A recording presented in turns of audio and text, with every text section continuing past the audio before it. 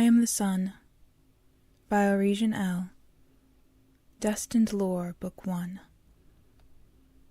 Copyright 2025, Alyce Chime. Illustrations copyright Alyce Chime. The author reserves all rights to be recognized as the owner of this work. You may not sell or reproduce without written consent from the copyright holder. You may not use in any way, shape, or form to reproduce, train, plagiarize, or connect to artificial intelligence or systems. Audio Original, Copyright 2025, Alyce Chime. Dedication. For Hannah Grace, with my love. Note on the characters. Ets, descended from tree. They appear human, except for the boughs that horn their heads. They have chlorophyll for blood. They inhale carbon dioxide and exhale oxygen. Some can grow leaves or vines from themselves, yet most have lost this ability, along with being able to command elements of nature. As an Ets ages, they will become more tree-like, even losing their features and voices until their body puts down roots and they return to tree form. Centuries can pass before another Ets is born from that tree, who will bear a different name. The consumption of pure light, Aphaya, is vital for life. Alome, descended from stone. They appear human, yet most are the color of the stone they were born from. They do not die, yet live as dust until they are able to compact and take form again.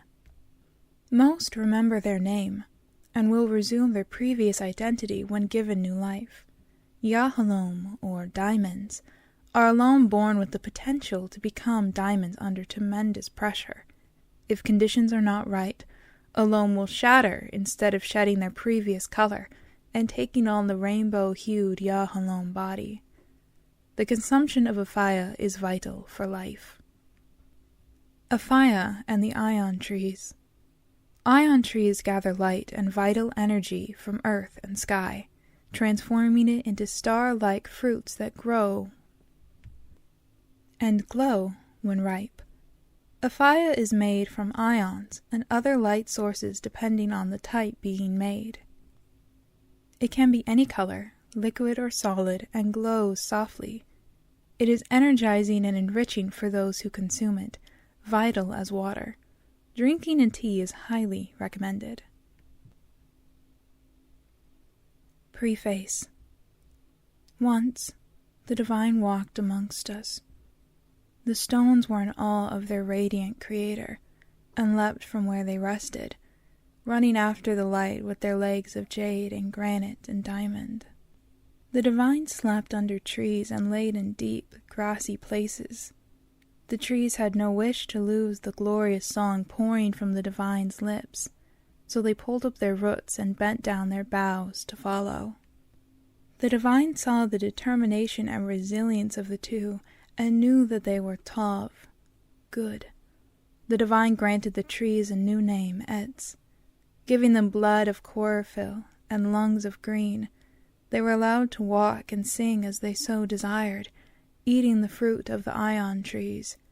Death would not find them, only bring them back to their original form to live and breathe as a tree once more. For the stones, the divine gave the name Alome, after their strength and joy. They would break and return to their dust only to form again, for death was not for them. They drank from the light of purity, Aphaya, and grew strong. The Ets and Alome lived harmoniously, sharing joy in their Creator. Yet a darkness sprouted in the land, a poison the angels could not fight. The divine left to preserve life in other realms. My soul shall be among you. Continue to live well, Tov. They forgot the divine's words, and the little light of the Ion trees grew scarce. They dug Aphaya from the ground and gathered it from the skies. They tried to mimic the light of the Divine One by building a distorted illumination. Try as they might, They soon forgot the love of the divine in the face of turmoil. They forgot the soul of the divine, who watched them still. I am the sun. Belief and ink. It's true. I fall in love with strangers. That is not why I'm writing you. I write to remind you that smiles are free, cool wind is necessary for Alna's heated days, and that you are not alone. I ask you to lift your face to the sun. Remember, there is sunlight for you to dance in. There is music for you to sing with. The world is alive around you. Please, remember to be kind to yourself. Sincerely yours, The Stranger in the Window. 1. There is no stranger in the window, no sun above her head, no music so she might dance. Yet she closes her eyes, trying to remember the last song she heard, yearning to comprehend how it must feel to be warmed by the sun, standing in full light without fear. Fear holds her breath captive, fights in her lungs for control. I'm trying.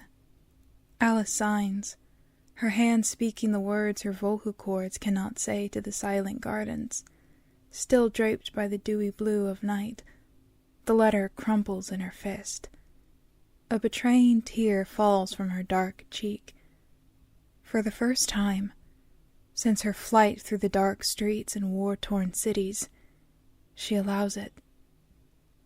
I'm trying to remember what it means to smile.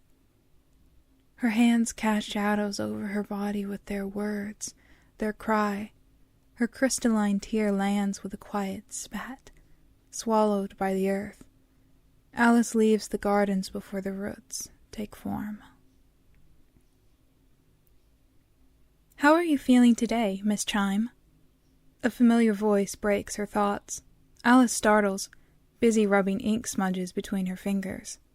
Her nurse, an Etz, is tall with twisting boughs sprouting from a loose bun of verdant hair. Heritage of a willow, perhaps. Though she studied the tree-like people of Alna extensively, it was hard to tell the difference in person. This woman could have been descended from a weeping maple, or a wisteria vine. Alyce puts her thumb between her first 2 fingers, tilting her wrist on its axis, their sign for, okay. The nurse marks something down, meeting her eyes with soft purple ones.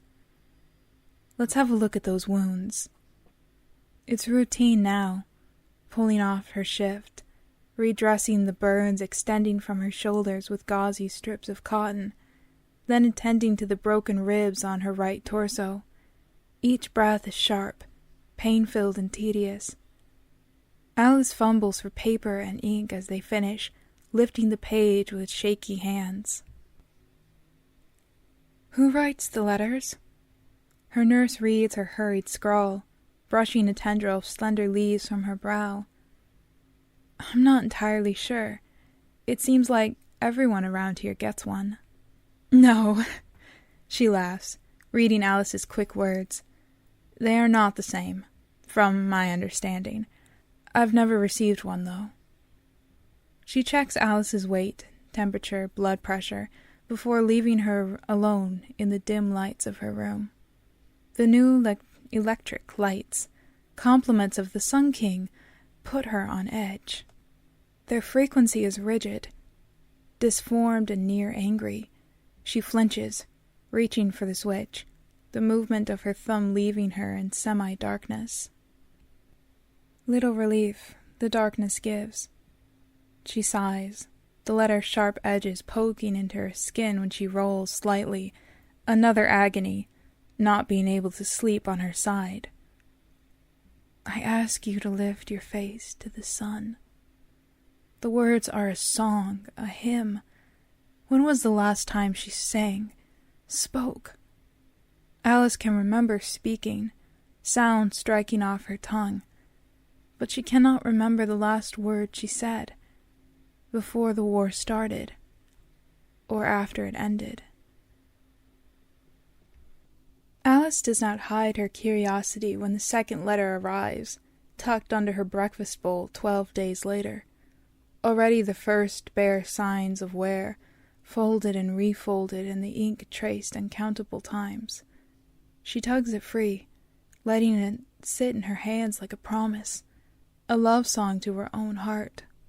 The mystery of it only makes her faith in words grow. What will it tell her this time?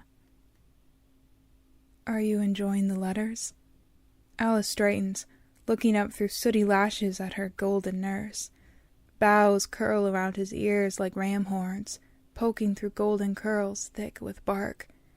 There are small green scars on his steady hands, which refill her blue water glass. Funny, he seems almost bashful, his dark eyes refusing to meet hers. Alyce nods and he brightens. That small smile is sunlight in her dim room. I recommend sitting outside today. The weather's clear and wonderful. His hands shake a little. He lifts away the pitcher. Alyce nods again, unsure what to say and frustrated by her lack of voice. He stands, hesitant and awkward for the usual self-righteous med staff of Halo Hospital. He nods once, departing with a small wave. Alyce sighs, leaning back in bed. You'd think they'd give inexperienced nurses the easy patients. Regardless, his frequency was gentle and calm. She could have said something, written a thank you at least, asked him to stay. Alyce turns away from the thought. He is Etz. She is alone. She has woken up in an enemy hospital. Their people are at war. No, the war is over now. This need to draw lines must stop. Despite her fears, she must choose to take the first step. She opens the letter. The gardens are heeding your call, taking time to rest. See how they glimmer, awaiting your footsteps. The flowers have always been in love with you, every bud and blossom. They tilt their heads toward your light, humming your song like chapel hymns. They want you to know the hope buried deep in your chest has rested long enough. It is time to grow. Sincerely yours, the stranger in the window. Wind chimes spark and sing in the garden below. A child laughs on the lap of her father. An elderly man cries on the corner of his bench. There is a bird in the nest. There in the tree, nestling her littles. Alyce feels tears well and drop, tracing lines down her cheeks. This is the second time, she sobs, that she has cried over words. She sniffs, pulling her emotions back in. She must remain silent.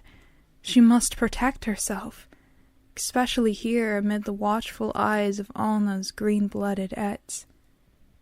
She's grateful for the moss on her shoulders, the tiny yellow flowers blooming along her spine, the minerals of her alone body capable of small growths.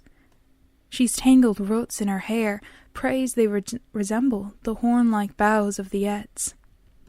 She's too weak for them to discover she is alone and exile her. No doubt the authorities have been alerted. They hunt for a girl with silver eyes. Alyce shuts her eyes. They are dull and gray without the light she craves. Jal will not find her.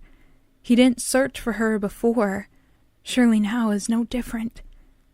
She stills her panic. This letter is beautiful. She signs to the air. The walls, the windows shut tight. The words on her hands feel like breath, easy and needed. How long have I needed light? How long have I deprived myself out of fear and unrest? How much longer am I willing to exist in this darkness, pretend it is light? She's ringed the bell for the nurse before she can think. The lavender-eyed willow woman enters, peeking her head through the door, one hand wrapping the frame. "Everything all right?" Willow signs, concern etching her features. Alyce nods, covering her disappointment. The boy of gold is gone. Alyce pulls in a shaky breath, her lungs working against the sharp tug of pain. "May I have some paper? And a pen?" Willow smiles at her request.